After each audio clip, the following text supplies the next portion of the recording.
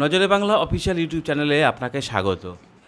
মালদায় যে ঘটনাটা ঘটেছে, মানুষ ওখানে বিদ্যুতের যে সমস্যা, বিদ্যুৎ চাইতে গিয়ে বিদ্যুতের যে দাবি ছিল, ওখানে অধিকাংশ সময় লোডশেডিং থাকে, সেই বিদ্যুৎ চাইতে গিয়ে মানুষের উপরে গুলি করা হলো পুলিশের পক্ষ থেকে। পুলিশ বলছে আত্মরক্ষার জন্য গুলি চালাতে হয়েছে। মালদার ঘটনা কোনো বিচ্ছিন্ন ঘটনা না। এই সরকার, মুখ্যমন্ত্রীর ঘোষিত নীতি হচ্ছে বিরোধীরা লুকোপ্লাস লাগিয়ে রাখুক মুখে। ফলে 11 সালের পর থেকে যেখানে যত প্রতিবাদ হয়েছে সেই প্রতিবাদগুলোকে হয় অবজ্ঞা করেছে, অবহেলা করেছে, আর নয়তো দমনমূলকভাবে তাকে দমন করেছে, গণতান্ত্রিক পরিসরকে ছোট রেখেছে, করতে দেয়নি। মালদাতেও যে ঘটনা হয়েছে, মানুষ ঘন্টার পর ঘন্টা বিদ্যুৎ থাকতে না প্রতিবাদ করবে না? এইটা প্রতিবাদ করলে পুলিশকে গুলি চালাতে হবে? এখন কেউ কেউ এটাকে এক করে ফেলছে যে হ্যাঁ, ট্রিগার হ্যাপি পুলিশ সব সরকারি বলে, তার বিরুদ্ধে যারা থাকে তারা বলে না। মোটেও ব্যাপারটা তা না। 21শে জুলাই আসছে, 21শে জুলাইয়ে শহীদ সভা করবে ওরা, তা রিপোর্টটা কেন বের করছে না? দায় তো ঠেলে বসে আছে, বামফ্রন্ট সরকার গুলি করে মেরেছে। কেন গুলি করেছিল তার তো রিপোর্ট আছে। আর যে গুলি চালাবার নির্দেশ দিয়েছিল সে তো তৃণমূলের নেতা, মন্ত্রী, এমপি সবই হয়ে গেছে। তাহলে এটা চক্রান্ত ছিল না কে বলবে? ফলে এইগুলো নিয়ে বিতর্ক করে আজকে যে একটা ভয়ানক সরকার চলছে, সেই সরকারকে আড়াল করা হচ্ছে। আজকে যে বন্ধ রাখা হয়েছে মালদাতে, সেই বন্ধ স্বতঃস্ফূর্ত বন্ধ হচ্ছে এবং এখন থেকে প্রতিবাদগুলো এই স্তরেই যাবে। হ্যাঁ, মালদায় আপনারা এই প্রতিবাদ করেছেন গুলি চালানোর প্রতিবাদে, কিন্তু আমরা দেখেছি যখন আমাদের রাজ্যের বর্তমান মুখ্যমন্ত্রী যখন বিরোধী নেত্রী ছিলেন, তখন এই ধরনের ঘটনা নিয়ে সারা রাজ্য একটা মানে তোলপাড় তৈরি করে দিত বামফ্রন্ট সরকারের বিরুদ্ধে। সেই স্তরে আপনাদের আন্দোলনটা শুধু মালদার মধ্যে সীমাবদ্ধ রয়ে গেল। আজকের বিষয়টা সারা রাজ্যব্যাপী সেরকম প্রোগ্রাম দেখতে পেলাম না আমরা। হ্যাঁ, বিষয়টা সব ক্ষেত্রগুলোই রাজ্যভিত্তিক না। নুরুল ইসলাম যখন খুন হয়েছিল তখন সেটা বসিরহাট থেকে কেন্দ্রটা তৈরি হয়েছিল, পরে গোটা রাজ্যে সেটা একটা তাফাল হয়েছিল। দ্বিতীয় কথা হচ্ছে, এটা বুঝে নিন, এই যে আপনারা দেখছেন সমাজবিরোধী ধরছে, এটা হচ্ছে ওটা হচ্ছে, এত টাকার পাহাড়, এত কিছু, এত দুর্নীতি, এত বাড়ির থেকে সুড়ঙ্গ, কত কি দেখাচ্ছে তো মিডিয়া। কি বলছে? এরা হচ্ছে ভোট লুটের মেশিন।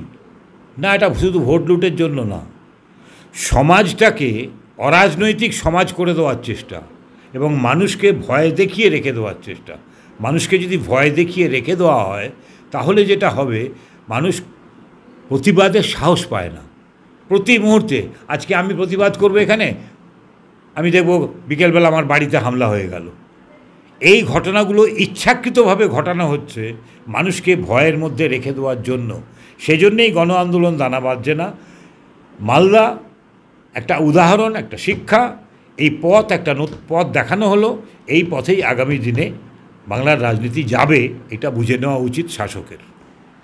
আপনি বললেন যে ভয় দেখানোর রাজনীতি আমরা দেখছি সেই চোপড়া থেকে শুরু করে কামারহাটি, আড়িয়াদহ, সর্বশেষ আমরা দেখলাম হচ্ছে দক্ষিণ 24 পরগনায় শেখ শাহজাহান যেভাবে অত্যাচার করতো সেইভাবেই মহিলাদের, পুরুষ এদের পায়ে শিকল বেঁধে অত্যাচার, এবং তাকে ধরতে গেলে তাকে ছিনিয়ে নেওয়া হয় ওখানকার মানুষের পক্ষ থেকে।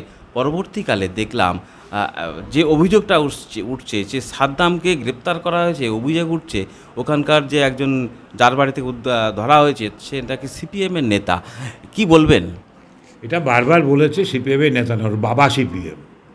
ওর বাবা বলেছে আমার ছেলে কোনো রাজনীতি করতো না, কিন্তু ওখানে যে দুষ্টচক্রটা তৈরি হয়েছে কোনো কারণে তার মধ্যে চলে গিয়ে থাকতে পারে, কিন্তু ওই নামে ওখানে কোনো সিপিএমের কর্মীও নেই, নেতা তো অনেক দূর।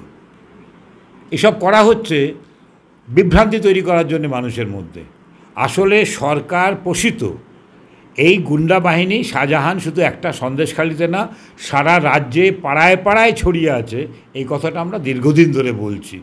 এর বিরুদ্ধে মুখ খুললে কি শাস্তি হয়, ওই আড়িয়াদহ দেখিয়ে দিয়েছে জয়ন্ত। সেই জয়ন্ত দেখিয়ে দিয়েছে কিভাবে মুখ বন্ধ রাখা হয়। এরকম সব জায়গার ঘটনা। অনুব্রত কি করত? এসব সুতরাং এইটা পরিকল্পিতভাবে মমতা ব্যানার্জির শাসন পরিচালনার এটাই হচ্ছে কৌশল। একদিকে যা খুশি লুট করো, যা খুশি করে যাও, মানুষকে বোকা বানাও, কিছু ভিক্ষে দাও, আর হচ্ছে মানুষ প্রতিবাদী কণ্ঠকে থামিয়ে রাখো ভয়ের বাতাবরণ তৈরি করে। আমাদের কাজ হচ্ছে এখন এই সমাজটাকে ভয়মুক্ত সমাজে পরিণত করা। তার জন্য আমাদের কিছু জান দিতে হবে, তার জন্য তৈরি আমরা। ঠিক কথাই, আপনারা তৈরি আছেন, কিন্তু সম্প্রতি যে ঘটনাটা আমরা দেখলাম, এই যে মুখ্যমন্ত্রী নবান্নে প্রেস কনফারেন্স করে যে হকারদের উচ্ছেদের বিষয় নিয়ে তুলেছিলেন, সেখানে উনি বললেন সুজিত বসু পয়সা খেয়ে লোক বসাচ্ছে, তার বিরুদ্ধে কোনো স্টেপ নেওয়া হলো না শাসক দলের পক্ষ থেকে।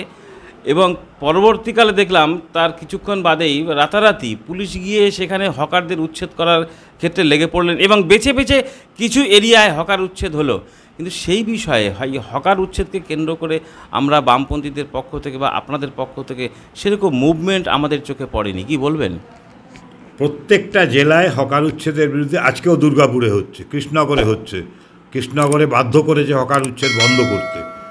হচ্ছে না, এটা ঠিক না, দেখাচ্ছে না মিডিয়া, হচ্ছে সর্বত্রই, কিন্তু দেখাচ্ছে না।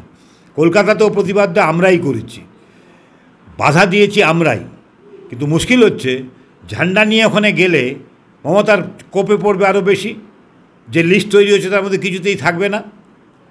এইসব সমস্যাগুলো তৈরি হয়ে আছে। আর মমতা নবান্ন থেকে বসে যা বলছে, আমি কত ভালো দেখো, আর বাকিটা যা হয়ে যাচ্ছে তাকে সমর্থন করছেন, তার সমর্থনে এগুলো হচ্ছে। আর মানুষকেও তো একটু কথা বলতে হবে, মানুষ একটু বুঝুক যে কাদের ভোট দিচ্ছেন ভয় দেখিয়ে, শত্রু মিত্র চিনুক মানুষ। শুধু আমরা ঝান্ডা নিয়ে রাস্তায় নামলেই মানুষ শত্রু চিনবে না, তার জীবনের অভিজ্ঞতা দিয়েও চিনতে হবে। সেই চেনার কাজটা চলছে, সময় একটু লাগছে, কিন্তু এটা ঠিক যে সাপুড়ে সাপের কামড়েই মরে।